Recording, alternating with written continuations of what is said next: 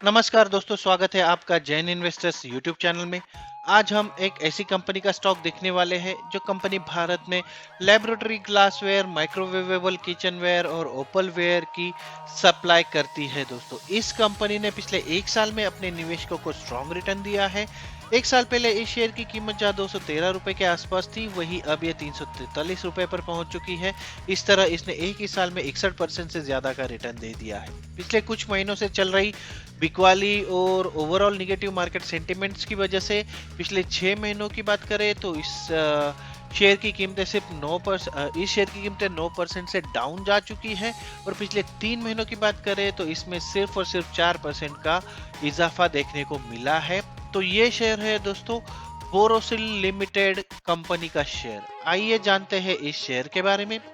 Borosil limited Bharat में laboratory glassware, माइक्रोवेवेबल kitchenware और Opalware जैसे प्रोडक्ट्स की सप्लाई करने वाली कंपनी है। ये 15,000 से अधिक रिटेल आउटलेट्स के माध्यम से माइक्रोवेव करने योग्य और ज्वालारोधी मतलब इनफ्लेमेबल बर्तन और कांच के बर्तन की सेल और मार्केटिंग करती है। इसकी 3 मैन्युफैक्चरिंग फैसिलिटीज है। लगता है कि इस शेयर पर पॉजिटिव सेंटिमेंट लौट आया है और पिछले एक ही महीने में इस शेयर की प्राइस में 26% की रिकवरी देखी गई है, 26% की बढ़ोतरी देखी गई है। दोस्तों, पिछले एक हफ्ते की बात करें तो एक हफ्ते में भी ये शेयर 4% ऊपर जा चुका है, 4% की रिकवरी हो चुकी है। तो इस हिसाब से ये शेयर अपने 52 वीक हाई लेवल से अब तक 44% करेक्ट हो चुका है और लगभग आधी कीमत पर यह शेयर अवेलेबल है।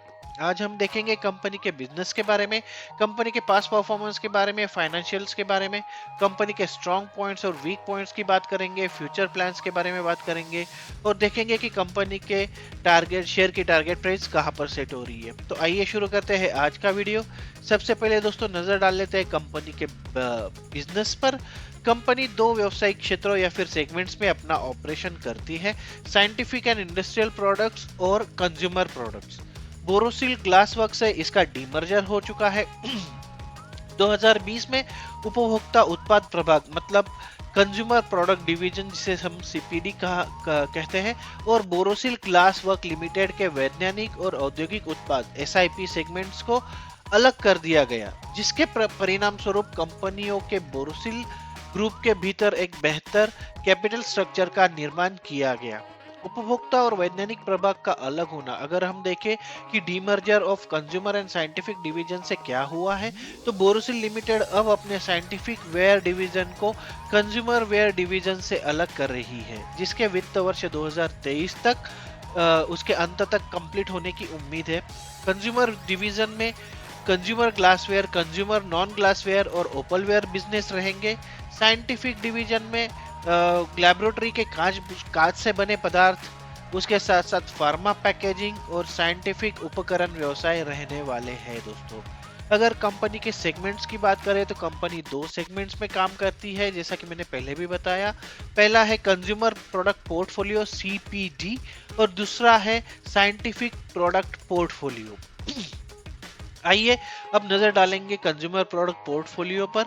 अगर कंपनी के कंज्यूमर प्रोडक्ट पोर्टफोलियो की बात करें तो कंपनी ने अपने प्रोडक्ट पोर्टफोलियो को अपने माइक्रोवेवेबल ग्लास से विस्तारित किया, जिसमें ओपलवेयर सेट, जिसे लारा के तहत बेचा जाता है, ये एक अच्छा ब्रांड है दोस्तों भारतीय बाजार में। उसके साथ साथ रसोई के उपकरण, भंडारण उत्पाद, इंसुलेटेड बॉटल्स और कई अन्य प्रोडक्ट्स इसमें शामिल है, जो कि एक होम मेकर की कंप्लीट रेंज को कवर करते हैं। माइक्रोवेवेबल ग्लासवेयर सेगमेंट में कंपनी 60% से अधिक के शेयर के साथ मार्केट में लीडिंग पोजीशन पर है। दोस्तों, जैसा कि आप स्क्रीन पर देख पा रहे हैं, कंपनी के पोर्टफोलियो में आपके किचन में यूज होने वाली सारी की सारी यूजफुल जो है वो सारे के सारे प्रोडक्ट अवेलेबल है। फिर वो प्रिपरेशन से हो, कुकिंग से हो, सर्विंग से हो, हीट से हो या स्टोर से हो, सारे के सारे जो सेक्शन है इसके प्रोडक्ट पोर्टफोलियो में अवेलेबल है। अगर नजर डालें कंपनी के साइंटिफिक पोर्टफोलियो पर, तो बोरोसिल में एक व्यापक कांच के बने पदार्थ है जो सामान्य लेबोरेटरी उपयोग के लिए आवश्यक है, जो लैब वेस्ट ब्रांड के तहत बेचे जाते हैं। कंपनी के पास 4 लाइफ साइंस मैन्युफैक्चरिंग फैसिलिटीज है, जिनके उत्पाद 52 कंट्रीज 52 से अधिक देशों में बेचे और वितरित किए जाते हैं। इसमें 2000 से अधिक एसकेयू है। साइंटिफिक प्रोडक्ट के तहत तीन सेगमेंट नॉर्मली आते हैं: laboratory glassware, class pack, lab waste के अंडर जो आते हैं वो प्रोडक्ट्स। तो सबसे पहले देखते हैं लेबोरेटरी ग्लासवेयर। इस सेगमेंट की सेल 2022 में 156.2 करोड़ रुपए रही, जो पिछले वित्त वर्ष 2021 की तुलना में 23.4% से ज्यादा है। इस सेगमेंट के टोटल 235 करोड़ के मार्केट में ये अकेली कंपनी 65% की मार्केट शेयर होल्डर है। बाजार में इसकी 65% की हिस्सेदारी है।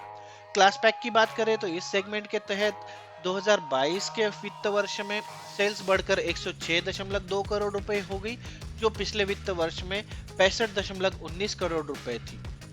कंपनी फार्मा सेक्टर के लिए कांच की शीशियां, बॉटल्स, एम्पोल्स जैसी प्राथमिक पैकेजिंग सामग्री बनाती है। बोरोसिल 1100 करोड़ रुपए के मार्केट में एक विश्वसनीय सप्लायर बनना चाहती है, ये उसका विजन है दोस्तों।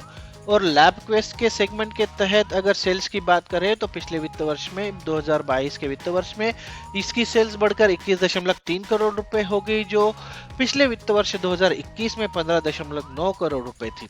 कंपनी इस सेगमेंट में रिसर्च इंस्टीट्यूशंस को बेंच टॉप उपकरणों की सप्लाई करती है दोस्तों। अब कंपनी के डिस्ट्रीब्यूशन चैनल और उसके की ऑफिसेस पर नजर अगर डाल ले तो कंपनी के पास पैन इंडिया डिस्ट्रीब्यूशन नेटवर्क है। कंपनी अपने प्रोडक्ट्स को 14,000 से अधिक रिटेलर्स के माध्यम से बेचती है, जो कंपनी के उपभोक्ता सेगमेंट के 50% रेवेन्यू का योगदान देता है। कंपनी अपने रेवेन्यू का 10 से 12% ऑनलाइन प्लेटफॉर्म से भी प्राप्त करती है दोस्तों। अगर इसके ऑफिस की बात करें तो मुंबई में इसका रजिस्टर्ड कॉरपोरेट ऑफिस है। उसके साथ साथ फैक्ट्री जो है वो चोमू जयपुर, उसके साथ साथ पालघर डिस्ट्रिक्ट में बोईसर महाराष्ट्र में, और इसके साथ साथ खर्ची भरूच डिस्ट्रिक्ट गुजरात में है। जोनल सेल्स ऑफिस है इसके मुंबई, चेन्नई, कोलकाता और न्यू दिल्ली में। अब नजर डालेंगे कंपनी के कंज्यूमर प्रोडक्ट कस्टमर्स के नामों पर। अगर देखें तो कुछ लार्ज फॉर्मेट स्टोर जो है, जैसे क्रोमा है, वॉलमार्ट है, डीमार्ट है, मोर है, स्पार है, स्टार बाजार है, इनके तहत कंपनी अपने प्रोडक्ट्स को बेचती है। और साथ ही साथ अगर इंस्टीट्यूशनल कस्टमर्स की बात कर ले तो इसमें काफी बड़े बड़े नाम शामिल है दोस्तों। LG, Whirlpool, Samsung, Panasonic, IFB, Bosch, Wallace, इसके साथ साथ LIC, Air India, HCL, Godrej, Glenmark, Ipca, Sun Pharma, IndusInd bank, बहुत सारे वोकार्ड, बहुत सारे बड़े बड़े कंपनियों के नाम शामिल है कंपनी के की कस्टमर्स की लिस्ट में। तो ये थे दोस्तों प्रोडक्ट कंज्यूमर प्रोडक्ट पोर्टफोलियो के कस्टमर्स। अब नजर डाल लेते हैं साइंटिफिक प्रोडक्ट्स के की कस्टमर्स को। इसमें है सिप्ला, रैनबैक्सी, जाइडस, ग्लेनमार्क है, डॉक्टर रेड्डीज, ल्यूपिन, माइलैन, अल्केम, इंसेप्टा जैसी बड़ी बड़ी कंपनियों के नाम यहाँ पर भी शामिल है दोस्तों। अब नजर डालेंगे कंपनी के फाइनेंशियल आंकड़ों पर। लेकिन दोस्तों आगे बढ़ने से पहले अगर आपको मेरे वीडियोस पसंद आ रहे हैं तो इन्हें लाइक जरूर कीजिए, और अगर आपने अभी तक मेरा चैनल सब्सक्राइब नहीं किया है तो सब्सक्राइब कर लीजिए, बेल का आइकन प्रेस कर दीजिए और ऑल का ऑप्शन सिलेक्ट कर लीजिए, क्योंकि ऐसी बहुत सी नई नई बातें मैं आपके साथ शेयर करने वाला हूं जो आपको मदद करेगी आपके इन्वेस्टमेंट स्ट्रेटेजी डिसाइड करने में। तो चलिए मुड़ते हैं वीडियो की ओर और नजर डाल लेते हैं कंपनी के फाइनेंशियल ओवरव्यू पर। कंपनी का मार्केट कैपिटलाइजेशन अगर बात करें तो 3,921 करोड़ रुपए का है। करंट प्राइस जो है शेयर के 343 रुपए, 52 वीक का हाई 499 499 रुपए है और लो 196 रुपए है। स्टॉक के पी की बात करें तो लगभग 42 का और इंडस्ट्री पी 30.8 का है, लगभग 31 का। कंपनी के शेयर की बुक वैल्यू है 67 रुपए और ये कंपनी डिविडेंड भी प्रोवाइड करती है। डिविडेंड यील्ड जो है 0.29% की है। कंपनी के शेयर की फेस वैल्यू 1 रुपीज की है। और आरओसी आरओई की बात कर ले तो आरओसी 18.3 और आरओई जो है वो 12.5 का है। यहाँ पर आरओई मुझे थोड़ा सा लोअर साइड पर लग रहा है दोस्तों, लेकिन देखते हैं आगे भी हम इस पर बात करेंगे। ईपीएस जो है वो 7.33 का है कंपनी का, और प्रॉफिट ग्रोथ पिछले एक साल की रही है 130% की। इसके साथ साथ अगर नजर डालें दोस्तों कंपनी के कंसोलिडेटेड क्वार्टरली रिजल्ट्स पर, तो अगर देखें Q4, यहाँ पर हम 3 क्वार्टर की बात कर ले, Q4 FY20, Q4 FY21 और Q4 FY22। यह मतलब अगर थोड़ा सा अगर मैं एक्सप्लेन करूं तो ये मार्च 2020, मार्च 2021 और मार्च 2022 के नतीजे हैं, आंकड़े हैं दोस्तों। नेट सेल्स रहा है कंपनी का 142 करोड़, 184 करोड़ और 220 करोड़, लगातार बढ़ता हुआ नजर आ रहा है। ईयर ऑन ईयर बेसिस पर लगभग 20% की बढ़ोतरी देखी गई है। इसके साथ साथ EBITDA मार्जिन Q4 2020 में माइनस में था, 3.1 का था, जो Q4 FY21 में 37.9 और अब हो चुका है 39.6, तो 4.6% की यहाँ पर ग्रोथ देखी है पिछले साल से इस साल में। इसके साथ साथ अगर प्रॉफिट आफ्टर टैक्स की बात कर ले तो 2020 में कंपनी लॉस में थी, 10.6 करोड़ का इनका लॉस था। लेकिन पिछले साल कंपनी प्रॉफिट में आ गई, 18.4 करोड़ रुपए का इनको प्रॉफिट हुआ। और इस साल अगर देखें तो 34.6% का कंपनी को प्रॉफिट हुआ है। लगभग 88% की बढ़ोतरी देखी गई है कंपनी के प्रॉफिट में भी दोस्तों। अब नजर डालेंगे कंपनी के फाइनेंशियल ओवरव्यू पूरे साल के कंसोलिडेटेड पर। यहाँ पर भी हम पिछले सेगमेंट में हमने क्वार्टरली बात की थी, यहाँ पर हम ईयरली बात कर रहे हैं दोस्तों। तो 2020 के पूरे साल में कंपनी का नेट सेल्स रहा था 636 करोड़ रुपए, 2021 में 584 करोड़ रुपए और 2022 में ये हो गया 840 करोड़ रुपए। अगर EBITDA की बात करें तो 87 करोड़ रुपए 2020 में, 99 करोड़ 2021 में और 157 करोड़ रुपए अभी 2022 में हुआ है। तो 58.3% की बढ़ोतरी EBITDA में भी देखी गई है और सेल्स में भी लगभग 44% की बढ़ोतरी देखी गई थी। पैट की बात करें, प्रॉफिट आफ्टर टैक्स की, तो 2020 में कंपनी का प्रॉफिट रहा था 35.3 करोड़ रुपए, जो 2021 के पूरे साल में हो गया 42.4 करोड़ रुपए और अब लगभग 100% से भी ज्यादा की बढ़ोतरी दिखाते हुए ये हो चुका है 85.2 करोड़ रुपए, जो कि 101% की बढ़ोतरी है ईयर ऑन ईयर बेसिस पर दोस्तों। अब देखते हैं कंपनी के पिछले 5 सालों की जर्नी। अगर देखें तो सेल्स में 18% के CAGR से बढ़ोतरी देखी गई है, जो एक अच्छा नंबर माना जाएगा। बहुत शानदार तो नहीं कहूंगा लेकिन अच्छा नंबर है। 2017-18 में जहां इसका 436 करोड़ रुपए का सेल्स रहा था, वो 840 करोड़ रुपए हो चुका है इस साल में 2021-22 में।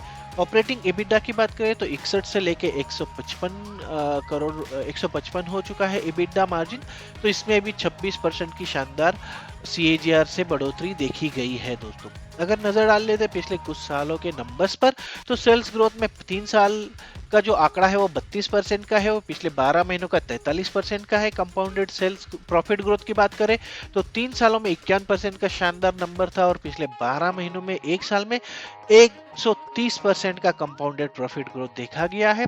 स्टॉक प्राइस CAGR की बात कर लेते हैं तो पिछले एक साल में 61% का इसने रिटर्न दिया है अपने शेयर होल्डर्स को।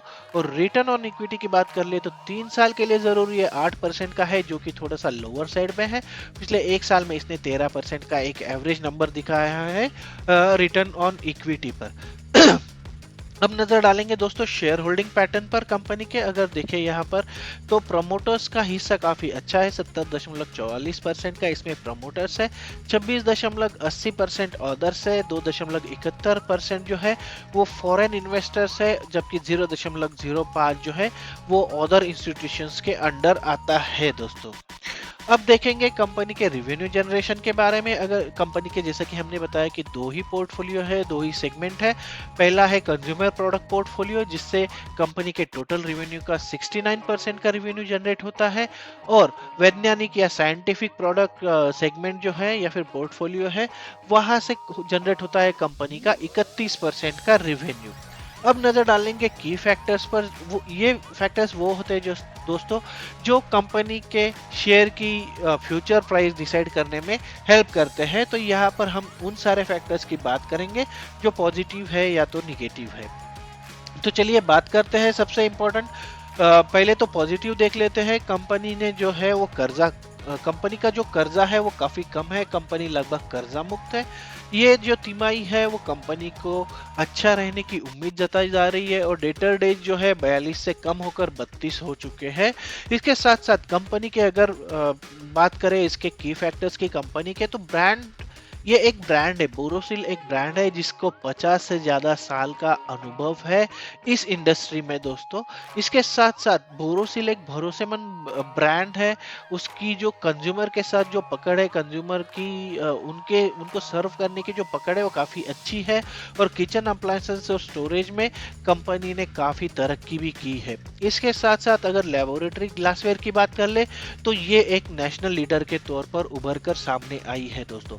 इसके साथ साथ एक या दो कुछ निगेटिव पॉइंट्स भी है। स्टॉक जो है वो अपने बुक वैल्यू के 5.11 गुना पर कारोबार कर रहा है, जो थोड़ा सा हायर लेवल पे है, थोड़ा सा महंगा लग रहा है। और पिछले 3 वर्षों से अगर कंपनी का आरओई देखे, रिटर्न ऑन इक्विटी देखे, तो ये लगभग 8% का है दोस्तों। जैसा कि मैंने पहले भी बताया कि ये एक फैक्टर है जहां पर हमको थोड़ा सा निगेटिविटी नजर आ रही है दोस्तों।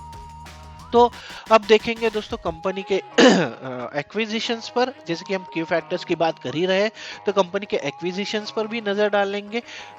बोरोसिल ने प्राइमरी ड्रग पैकेजिंग क्षेत्र में प्रवेश करने के लिए क्लासपैक प्राइवेट लिमिटेड में लगभग 80% की बहुमत हिस्सेदारी का एक्विजिशन किया, जो कि 500 करोड़ रुपए का मार्केट शेयर होने का अनुमान है। BL लैब क्वेस्ट ब्रांड के तहत विभिन्न प्रकार के SKU का डिजाइन और डेवलपमेंट भी करती है, जिससे कंपनी को उपभोक्ता के जो प्रायोरिटीज है उसको मापने में मदद मिलती है दोस्तों। अगर फार्मास्यूटिकल पैकेजिंग की बात कर ले तो कंपनी भारत में कुछ टॉप ड्रग कंपनियों और 50 से अधिक देशों में उपस्थित ड्रग कंपनियों को सेवा या फिर सर्विसेज प्रोवाइड करती है। कंपनी ने FDA और कनाडाई DMF द्वारा शासित USDMF के तहत प्रोडक्ट्स का रजिस्ट्रेशन किया है। कंपनी यूरोपीय DMF के लिए भी आवेदन करने की प्रक्रिया में है, वहां पर भी कंपनी रजिस्ट्रेशन करना चाहती है दोस्तों। ये थे एक्विजिशंस। अब देखेंगे कैपेक्स की परियोजनाएं। अगर कंपनी लगातार विकास के अवसरों की तलाश में है और विभिन्न परियोजनाओं या फिर सुधार योजनाओं को इम्प्लीमेंट करने में लगी हुई है दोस्तों। अगर मेन एक्टिविटीज की बात कर ले कैपेक्स के अंडर, तो कंपनी जयपुर में 75 करोड़ रुपए की लागत से भारत की पहली बोरोसिलिकेट प्रेसवेयर की स्थापना कर रही है, जिसकी क्षमता जो है वो 25 TPD रहेगी। ये वित्त वर्ष 2024 की शुरुआत में चालू होने की उम्मीद है। इससे कंपनी इन हाउस बोरोसिलिकेट प्रेसवेयर उत्पादों का निर्माण कर सकेगी। ओपलवेयर की बात करें तो कंपनी जयपुर में अपनी प्रोडक्शन क्षमता को 42 TPD से बढ़ाकर 84 TPD ऑलमोस्ट 2 गुना करने पर काम कर रही है, और इसके लिए कंपनी ने 175 करोड़ रुपए के कैपेक्स का अलोकेशन किया है। यह प्रोजेक्ट Q3 FY23 में चालू होने की उम्मीद है। अगला अगर कैपेक्स का अगली बात देखें दोस्तों, तो क्लासपैक कंपनी अपने नासिक फैसिलिटी को एक्सपांड कर रही है, जिसमें वायल्स की कैपेसिटी, जो बॉटल्स होती है छोटी छोटी, उनकी कैपेसिटी 300 मिलियन से बढ़ाकर 500 मिलियन की जा रही है, और एम्पल्स की कैपेसिटी जो है वो 500 मिलियन से 700 मिलियन करने का प्लान है। यह विस्तार FY24 में चालू हो जाना चाहिए, और इसकी वजह से कंपनी को 200 करोड़ रुपए का संभावित रेवेन्यू जनरेट होने की उम्मीद है दोस्तों। अब नजर डालेंगे टेक्नोलॉजी इन्वेस्टमेंट पर। अगर देखें तो कंपनी उत्पादकता बढ़ाने या फिर प्रोडक्शन बढ़ाने के लिए टेक्नोलॉजी के उपयोग पर भी ध्यान केंद्रित कर रही है। बोरोसिल ने सेल्सफोर्स CRM को अपनाया है और इजी डिसीजन मैनेजमेंट सिस्टम को लागू किया है। यह सिस्टम वितरकों के स्टॉक, जो डिस्ट्रीब्यूटर होते हैं, उनके स्टॉक और अकाउंटिंग सिस्टम के साथ सीमलेसली इंटीग्रेट हो जाता है, इजीली इंटीग्रेट हो जाता है, और सेकेंडरी बिक्री की विजिबिलिटी भी प्रदान करता है। ये बताता है कि किस डिस्ट्रीब्यूटर ने कितना माल सेल किया है, उसके पास कितना बचा है, और उसके हिसाब से वो आगे का प्लान बना सकते हैं। इसकी वजह से बिक्री का पूर्वानुमान या फिर सेल्फ फोरकास्टिंग इन्वेंट्री जो है उस इन्वेंट्री मैनेजमेंट में सुधार हुआ है। इसके अतिरिक्त बोरोसिल ने अपने स्वयं के ई-कॉमर्स प्लेटफॉर्म को लागू किया है, जहां से डायरेक्टली आप बोरोसिल के प्रोडक्ट्स खरीद सकते हैं, जो कि शॉपिफाई प्लेटफॉर्म पर बनाया गया है दोस्तों। तो हमने कंपनी के बारे में देखा दोस्तों, कंपनी के शेयर के बारे में जाना, उसके बिजनेस के बारे में जाना, उसके फ्यूचर की स्ट्रेटेजी के बारे में बात की। ओवरऑल ये शेयर एक अच्छा शेयर साबित हो सकता है, एक स्ट्रॉन्ग शेयर साबित हो सकता है, और एक भरोसेमंद बोरोसिल जैसा नाम जो है, तो एक भरोसा ऑटोमेटिकली जुड़ जाता है। अगर आप लॉन्ग टर्म के हिसाब से इन्वेस्ट करना चाहते हैं तो ये एक अच्छा ऑप्शन साबित हो सकता है आपके लिए। अगर सारे फैक्टर्स को कंसीडर करें तो अगले एक साल में इस शेयर की कीमतें जो है वो कम से कम 30 से 35% की बढ़ोतरी दिखा सकती है, और शेयर की प्राइस लगभग 430 से 460 तक की लेवल छू सकती है दोस्तों। तो ये था बोरोसिल लिमिटेड कंपनी का फुल एनालिसिस। आशा करता हूँ कि ये वीडियो आपको पसंद आएगा और आपकी हेल्प करेगा आगे की स्ट्रेटेजी डिसाइड करने के लिए। तो आज के वीडियो में बस इतना ही, मिलते हैं अगले वीडियो में एक नए शेयर के साथ, एक नई जानकारी के साथ। तब तक के लिए नमस्कार दोस्तों।